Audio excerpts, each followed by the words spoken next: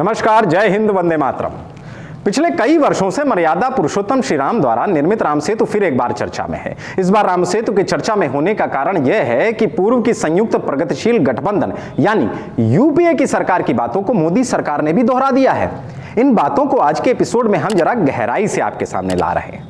दरअसल जिस बात को हम आपके समक्ष रखने जा रहे हैं वह करोड़ों हिंदुओं की आस्था से जुड़ी है, वह आम जन की श्रद्धा से जुड़ी है। वह है मर्यादा पुरुषोत्तम द्वारा लंका विजय से पूर्ण निर्मित राम सेतु। दरअसल राम सेतु को राष्ट्रीय धरोहर घोषित किए जाने की मांग काफी पुरानी है।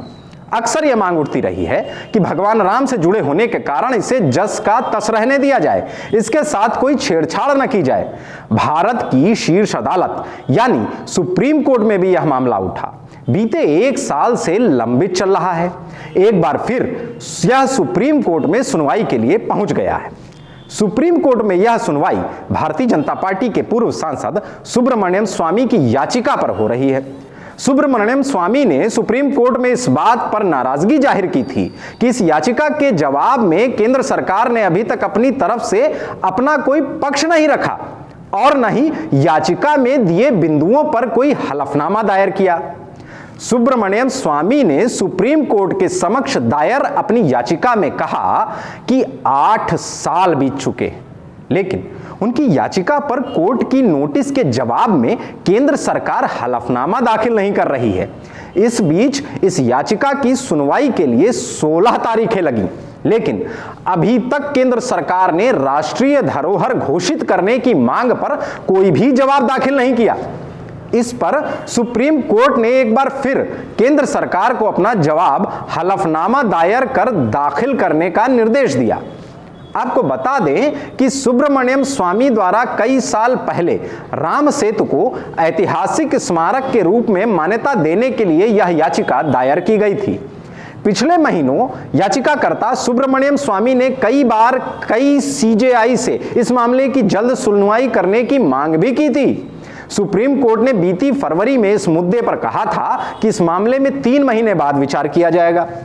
तब सुप्रीम कोर्ट ने केंद्र को एक हलफनामा दाखिल करके अपना रुख भी स्पष्ट करने को कहा था।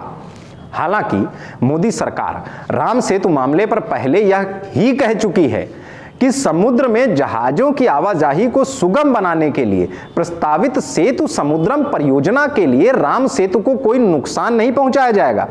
परियोजना के लिए सरकार कोई दूसरा विकल्प भी तलाशेगी, वैकल्पिक मार्ग भी तलाशेगी। स्वामी ने अपनी याचिका में कहा कि राम सेतु करोड़ों हिंदुओं की आस्था से जुड़ा है, लिहाजा इसे न तोड़ा जाए। साथ ही राम सेतु को राष्ट्रीय धरोहर भी घोषित किया जाए। दरअसल 2007 में केंद्र सरकार ने सुप्रीम कोर्ट में हलफनामा दायर कर हिंदू मान्यताओं के अनुसार राम सेतु की अवधारणा को पूरी तरह बेबुनियाद बता दिया था। केंद्र सरकार का कहना था कि इस बात का कोई वैज्ञानिक सबूत नहीं है कि 6500 वर्ष पहले भगवान राम ने यह पुल बनवाया था, जबकि हिंदू मान्यताओं के अनुसार यह वही राम सेतु है जिसका जिक्र रामायण और रामचरितमानस में किया गया है। पूर्व केंद्रीय मंत्री और भारतीय जनता पार्टी नेता सुब्रमण्यम स्वामी ने याचिका दायर कर राम सेतु पुल को तोड़ने पर प्रतिबंध लगाने की मांग की। इस पर बीती 21 अगस्त 2022 को सुप्रीम कोर्ट ने सेतु समुद्रम परियोजना के लिए राम सेतु तोड़ने पर रोक लगा दी थी। जस्टिस BN अग्रवाल और जस्टिस PP मावलेकर की बेंच ने कहा था कि 14 सितंबर तक राम सेतु को किसी तरह की क्षति न पहुंचाई जाए, जबकि भारत सरकार द्वारा दायर हलफनामे में कहा गया था कि यह पुल असल में एक भूगर्भीय संरचना है जो 10 लाख वर्ष पहले भूगर्भीय क्रियाओं के कारण अस्तित्व में आई। इनका निर्माण मनुष्य ने नहीं किया। अहमदाबाद के marine paid water resource group space application centre के अध्ययन का हवाला देते हुए केंद्र ने कहा कि याचिकाकर्ता की यह धारणा गलत है कि इस पुल का धार्मिक और पुरातात्विक महत्व है। देश के पूर्वी तट को पश्चिमी तट से जोड़ने वाला सेतु समुद्र कैनाल प्रोजेक्ट जनहित और आर्थिक उन्नति के लिए तैयार किया जा रहा है, इसलिए राम सेतु तोड़ने पर आपत्ति नहीं होनी चाहिए। हलफनामे में कहा गया कि याचिकाकर्ता ने कोर्ट से यह तथ्य छिपाया कि मार्ग बनाने के लिए 30,000 मीटर लंबे पुल का केवल 300 मीटर चौड़ा और 12 मीटर गहरा हिस्सा ही तोड़ा जा रहा है, पूरा पुल नहीं। हलफनामे में याचिकाकर्ता सुब्रमण्यम स्वामी पर कड़ा जुर्माना लगाने और पुल तोड़ने पर लगे प्रतिबंध को समाप्त करने की मांग की गई। वहीं यह भी कहा गया कि याचिकाकर्ता के इस तर्क को भी नहीं माना जा सकता कि इस पुल को राष्ट्रीय स्मारक घोषित किया जाए। केंद्र सरकार ने सुप्रीम कोर्ट में हलफनामा दायर किया और कहा आर्थिक उन्नति के लिए राम सेतु तोड़ना जरूरी है। आपको याद होगा कि यूपीए सरकार के ऐसे ही हलफनामे पर तब भारतीय जनता पार्टी ने हंगामा खड़ा कर दिया था। वामपंथी इतिहासकार तब राम की ऐतिहासिकता कहीं छुपा दिए थे जिसे संज्ञे नहीं पढ़ पा रहे थे। अब सुब्रमण्यम स्वामी की याचिका पर मोदी सरकार ने भी लगभग वही बात कही जो पहले कही जा चुकी है। सरकार ने तो राम सेतु को तोड़ने की भी बात कह दी है। बताइए क्या समय आ गया है, जो राम को लाए हैं वही उनके द्वारा निर्मित एक प्राचीन सेतु को तोड़ने पर आमादा है।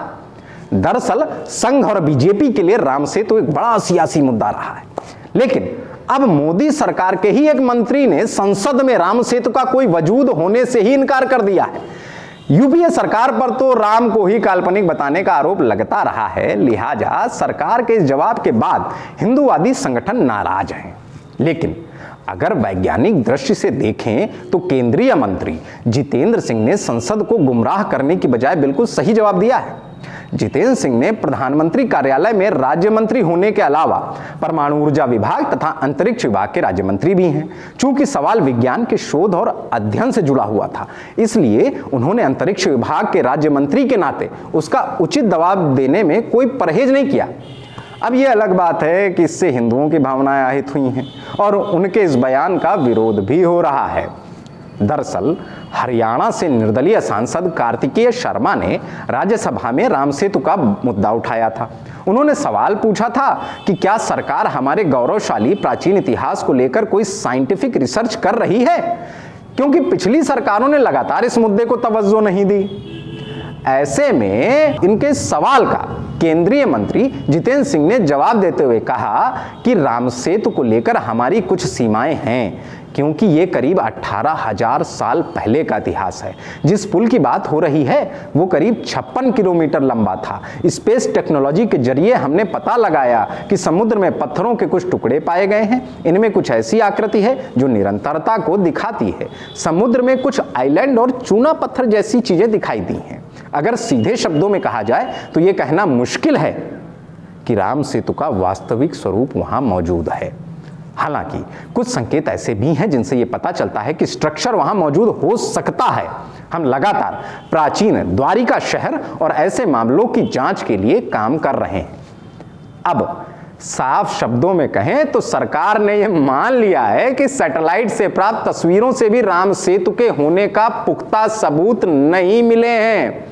वाल्मीकि रामायण और रामचरितमानस की कथाओं के अनुसार श्री राम ने लंका जाने के लिए समुद्र के ऊपर एक पुल बनाया था। यह सेतु उसी पुल के अवशेष के रूप में बताया जाता है। राम सेतु एक ऐसा मुद्दा है जिसे लेकर पिछले कई सालों से बीजेपी और कांग्रेस के बीच लंबी बहसें होती रही हैं।